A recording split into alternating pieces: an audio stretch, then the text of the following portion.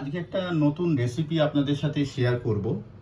তো রেসিপিটার নাম আমি বলতে পারবো না, কারণ রেসিপিটা আমার নিজের মাথায় বানানো। এটা আপনি কোনো বইয়ে পাবেন না বা কোনো ইউটিউব চ্যানেলেও হয়তো পাবেন না। তো রেসিপিটা করতে গিয়ে কি কি লাগবে আপনাদের জানিয়ে দিচ্ছি। ভিডিওতে আশা করছি বুঝতেও পারছেন কি কি লাগবে, তাও আমি এক এক করে যখন করব আপনাদের বলে দেবো। আর আজকের প্রথমে ভূমিকাটা একটু করে নিই। আজকে হচ্ছে 15th আগস্ট। আমরা তিন বন্ধু, ছোটবেলাকার বন্ধু, একদম ছোটবেলাকার বন্ধু, ক্লাস 1-এর বন্ধু, তিনজন মিলে একসাথে একটা জায়গায় মিট করছি। আমার এক বন্ধুর বাড়িতে, তার বাড়ি হচ্ছে গড়িয়াতে। আমার এক বন্ধু জামশেদপুর থেকে এসছে আজকের দিনটা সেলিব্রেট করার জন্য। তো আমরা তিন বন্ধুর ওয়াইফ আজকে বিকেলটা ভালোভাবে কাটাবো বলে আমি এই রেসিপিটা করছি। তো এই স্টার্টার হিসেবে একটা রেসিপি আমাকে করে নিয়ে যেতে বলেনি, কিন্তু আমি ভাবলাম যদি করে নিয়ে যাওয়া যায় বেটার হবে। তো ঠিক আছে, এই রেসিপিটা শুরু করা যাক। কড়াইটা আমি গরম করে নিয়েছি। এবার এখানে একটুখানি তেল ঢাললাম এই সবজিগুলো একটুখানি সতে করার জন্য।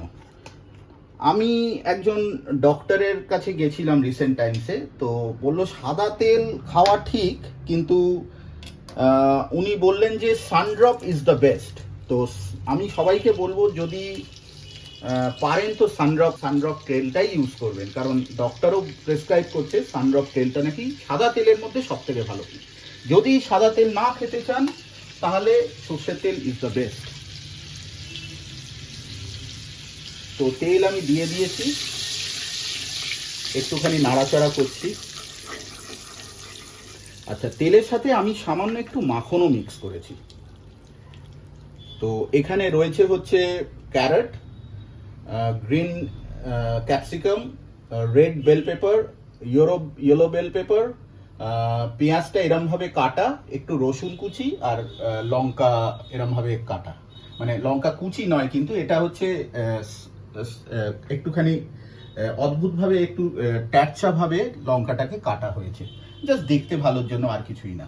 আচ্ছা, আর এইখানে যে ক্যারটগুলো রয়েছে এটা আমি হালকা করে ব্লাঞ্চ করে নিয়েছি। তো ক্যারটগুলো ফার্স্ট দিয়ে দেবো। ইনফ্যাক্ট সবকটা একসাথে দিয়ে দিতে পারি, কোনো অসুবিধা নেই। খুব বেশিক্ষণ করবো না, জাস্ট একটু সতে করবো। এতখানি আমার লাগবেও না। আচ্ছা, এটা আমার সতে করা হয়ে গেছে। সতে করার সময় বলে দিচ্ছি, একটু সামান্য আমি নুন দিয়েছি, আর একটুখানি আমি ব্ল্যাক পেপার দিয়েছি। এটা এটা কিছুই না। একটু আমি এখানে 700 গ্রাম চিকেন আছে, বোনলেস। এটাকে ভালোভাবে ধুয়ে তারপরে খালি আদার পোর্শনটা একটু কম, রসুনের পোর্শনটা একটু বেশি, আদা রসুন আর কাঁচা লঙ্কার পেস্ট।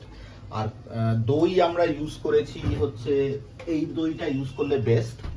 এটা হচ্ছে মিল্কে মিস্টের প্রোবায়োটিক কার্ড। এটা খুব ঘন কার্ড হয়, যাতে এটা খুব বাইন্ডিংটা ভালো থাকে, জলের মতো ছেড়ে যায় না। আর এতে আমরা নুন মেশাইনি, আর কাঁচা লঙ্কা, এই কটা জিনিস দিয়ে এটা ম্যারিনেট হয়েছে অলমোস্ট 3-3.5 ঘন্টা, অলমোস্ট 4 ঘন্টা বলতে পারেন। আচ্ছা, এইবার এইখানে রয়েছে হচ্ছে তেল দেয়া হয়েছে, আর সেম প্রপোর্শনেট এখানে বাটার দেয়া হয়েছে। তো বন্ধুরা, আপনারা যখন এটা করবেন নুনের মাত্রাটা কিন্তু একটু দেখে করবেন, কারণ হচ্ছে যেহেতু বাটার দেওয়া হচ্ছে, আপনারা সবাই জানেন বাটারে নুন থাকে। আচ্ছা, এইটার উপরে এবার আমরা এই কুচি করা রসুনটা দিয়ে দেবো। এটা খানিকটা লাগবে, একটুখানি হালকা কালার ধরলেই আমরা চিকেনটা এতে দিয়ে দেবো।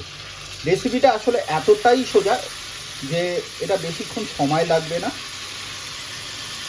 পুরো চিকেনটাই আমরা দিয়ে দেবো এটার মধ্যে, আর চিকেন থেকে যে জলটা বেরিয়েছে ওটাও দিয়ে দেবো। আলটিমেটলি রেসিপিটা যখন শেষ হবে তখন কিন্তু জলটা মরে যাবে। খুব কম যাবে, যেহেতু বাটারের পোর্শনটা রয়েছে। তো নুন বেশি হলে অসুবিধে, একটু কম হলে কোনো অসুবিধে না। আর একটা এরকমভাবে দিলে হয়ে যাবে। এরকমভাবে তুলে এই একবার দিলেই হয়ে যাবে, আর এর থেকে বেশি নুন দেওয়ার দরকার নেই। এরপরে একটুখানি চিনি দেবো, সেটা একটু পরে দেবো। আর একটা জিনিস এখনই দেবো, একটু পরে দেবো আর কি, সেটা হচ্ছে এই যে ব্ল্যাক পেপার পাউডার। আপনাদের একটা জিনিস বলে দিই, জেকের ব্ল্যাক পেপার পাউডার হয়, এভারেস্টের ব্ল্যাক পেপার পাউডার হয়। Go for Everest. Everest is the best. JK black pepper ভালো, কিন্তু অতটা ভালো না, কিন্তু এভারেস্টের বেস্ট। আমি জেকে নিয়েছি কারণ এভারেস্ট পাইনি বলে।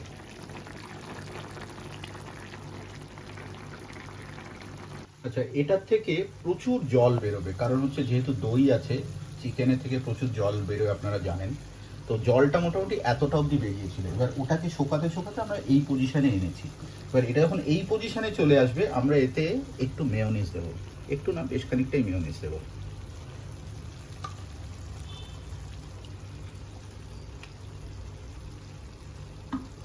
মেয়োনিজটা দেবো। এরপরে আচ্ছা, আজিনা নিয়ে প্রচুর ডিবেট আছে, আজিনা ভালো খারাপ।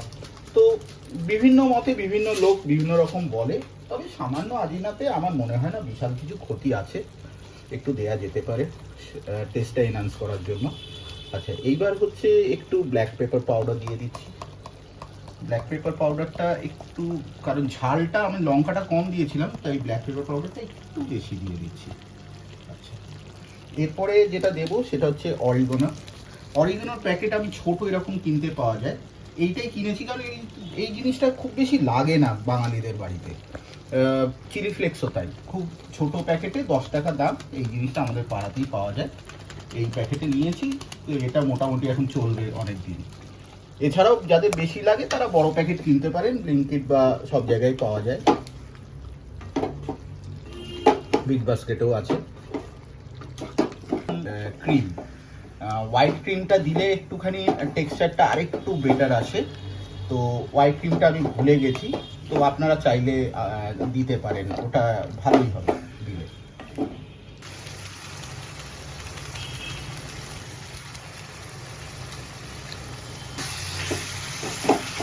এবার এটাকে র্যাপ আপ করবো। র্যাপ আপটা কিভাবে করব, করার টাইম এসে গেছে। কিভাবে করব, এই জাস্ট ভেজগুলো দিয়ে দেবো।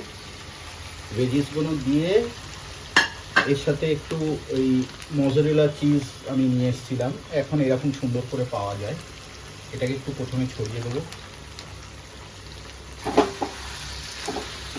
আচ্ছা, চিলিটা বলেছিলাম কেটেছিলাম, চিলিটা এরকমভাবে ছড়িয়ে দেবো। এটা বেস্ট হয়, এক এক সময় দেখবেন আপনারা মার্কেটে লাল রঙের চিলি পাওয়া যায়, মানে পুরো লটটাই লাল থাকে, ওটা দিলে খুব দেখতে খুব ভালো লাগে, টেস্টটাও অদ্ভুত রকমভাবে এনহ্যান্স করে। না, পুরোই হয়ে গেছে। আমি জাস্ট নামানোর আগে প্লেটিংটা করব, তো আরেকটুখানি চিজ দেব। চিজটা জাস্ট উপরে স্প্রেড করে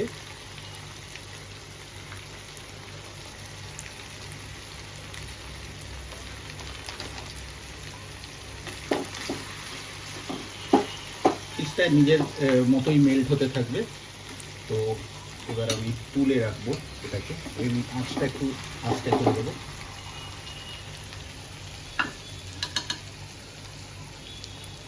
তো এটাকে আপনারা চিজি চিকেন বলে করতে পারেন, বা